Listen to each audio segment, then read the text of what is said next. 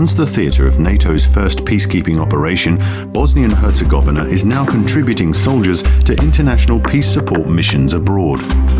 Military observers have served in UN missions in Congo, Darfur and Eritrea.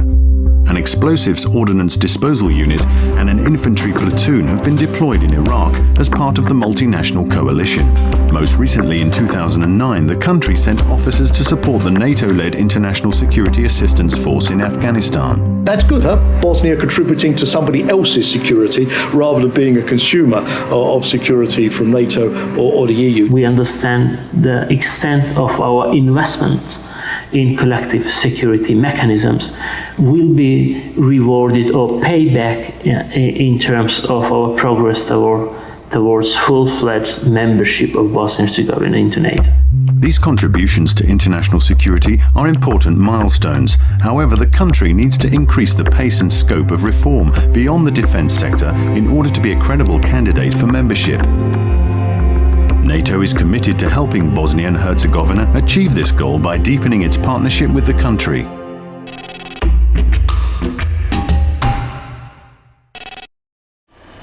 Since joining the Partnership for Peace, or PFP, in 2006, Bosnia and Herzegovina has been quick to take up the opportunities on offer for bilateral cooperation with NATO, including expertise and practical support. And as one of the 50 members of the Euro-Atlantic Partnership Council, the country regularly consults and cooperates on defense and security-related matters with all NATO member countries and fellow partner countries. Through the PFP program, NATO continues to support ongoing defense reforms in Bosnia and Herzegovina, including a project to help find civilian jobs for soldiers made redundant as a result of military downsizing. Cooperation is also aimed at developing the ability of the country's forces to participate in international peace support and crisis management operations. As part of this, they've developed a niche capability in the disposal of explosive ordnance such as mines. During the Bosnian War and afterwards in the demining process, we got high experience and expertise. While some important challenges remain in the area of defense reform, progress has been good. Despite all the political trouble we're having here in Bosnia and Herzegovina, defense reform is the one thing that continues to move forward without any significant problem. But progress in defense reform is not sufficient. Wider reforms and the further strengthening of state-level institutions are needed for Bosnia and Herzegovina to become a fully functioning state and for the country to realize its ambitions to join both NATO and the European Union.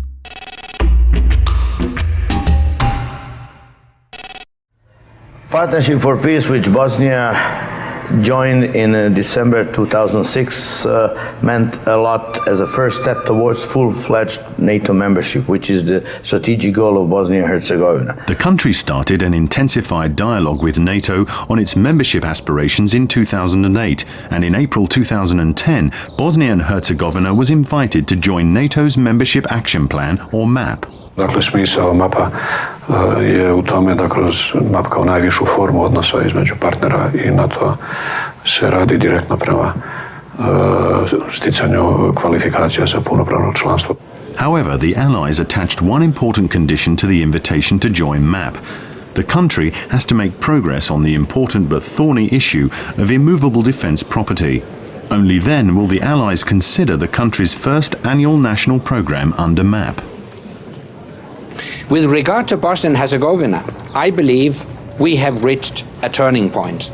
Bosnia is now on track to become a member one day, although important reform requirements must be met before progress is possible. We still appreciate a huge portion of the job to be done at home. Ministry of Foreign Affairs, Ministry of Security, Ministry of Finance, all these ministries of the government have to be working together to get BIH ready for NATO membership. It's because it's the state of Bosnia and Herzegovina that will join NATO, not the armed forces and the Ministry of Defense. Ensuring long-term security is the key motivating factor for many people who support the country's aspirations to join NATO.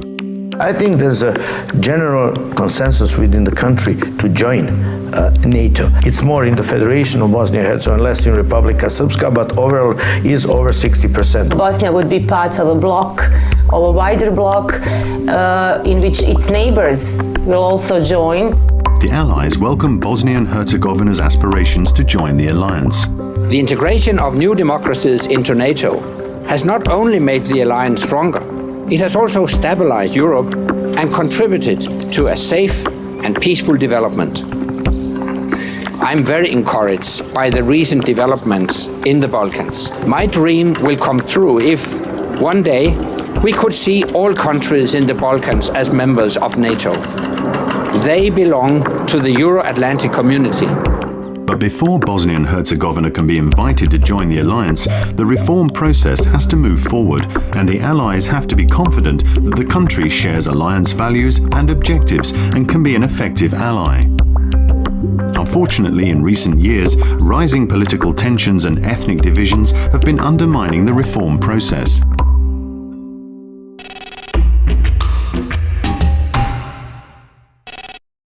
Since the general election in 2006, the political situation in this country is very bad.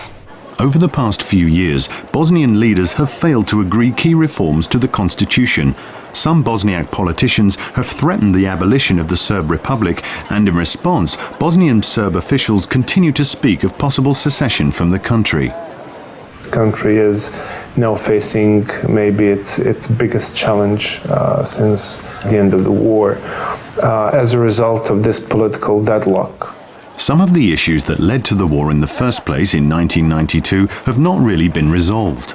If we turn Clausewitz upside down and understand that now we have got the politics, which is the extension of war by other means, we may have the best understanding of the major political obstacles we are facing.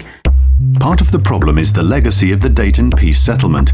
The structures that it set up have entrenched nationalist divisions and burdened the country with heavy bureaucracy.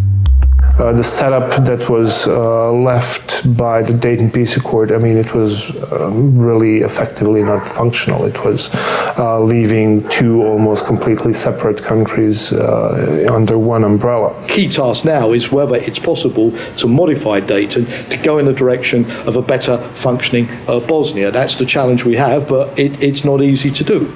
Meanwhile, Bosnia and Herzegovina is facing other serious challenges.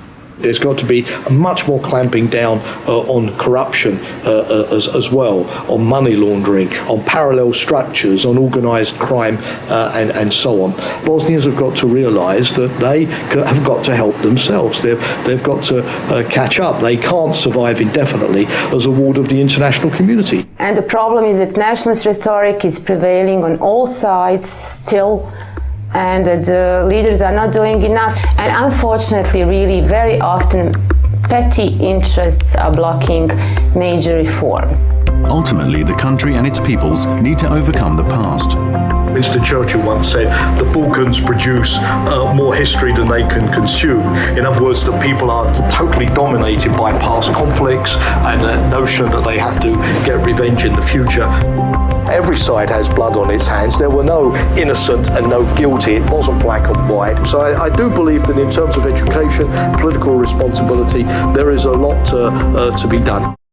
The way forward for Bosnia and Herzegovina remains complex, but the country has come a long way since NATO intervened to help end the war.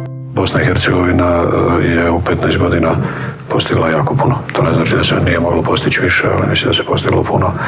I za 15 godina ja mislim da će Bosna i Hercegovina biti članica NATO-a i Europske unije. Mislim da će to biti jedna stabilna europska demokratija. NATO stands ready to help Bosnia and Herzegovina to achieve these goals and to build a secure and peaceful future. Ali moje mišljenje je da se ovdje puno toga uradilo i da se ovdje može živjeti sigurno. Previše kriminala, previše lopovluka, previše korupcije. Političare sve napolje da se da mladima da vode ovu zemlju, inače odosmo u vrak. Mislim da je ulazak u NATO jako važan. Svi govori o tom famoznom ulasku u Europsku uniju. Biće dobro, ljudi će opet zajedno živjeti. Nada. Kad tad će se opet slagati. Boljitak.